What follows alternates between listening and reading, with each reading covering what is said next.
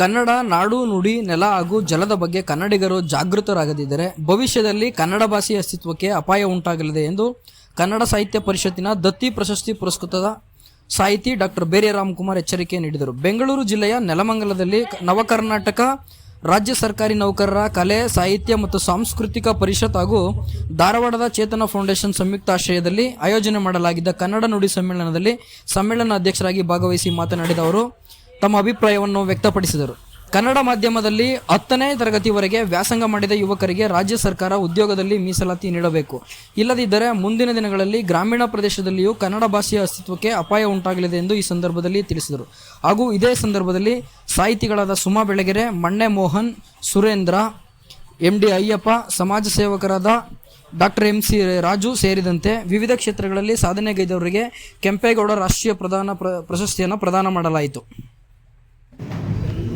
ಬಹುಶಃ ನನ್ನ ಜೀವನದಲ್ಲಿ ಇವತ್ತು ಒಂದು ಮಹತ್ವದ ದಿನ.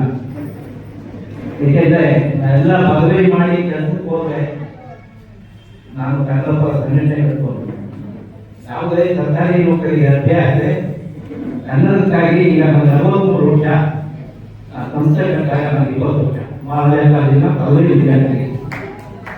ನನ್ನ ಮೊದಲನೇ ಹೋರಾಟ ಹೋಗಿ ಜಾರಿಗೆ ಹೋಗೋಣ ಜಯ ಅವ್ರ ಜೊತೆ ಗುಣಪ ಅವ್ರ ಜೊತೆ ನಾನು ಮಹಾರಾಜ ಕಾಲೇಜ್ ಪ್ರಥಮ ಪದವಿ ವಿದ್ಯಾರ್ಥಿ.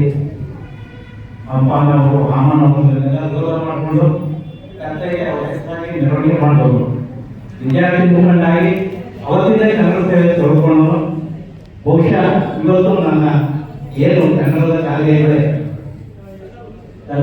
ಕನ್ನಡ ಸಂಘ, ನವ ಕರ್ನಾಟಕ ರಾಜ್ಯ ಸರ್ಕಾರಿ ನೌಕರರ ಸಂಘ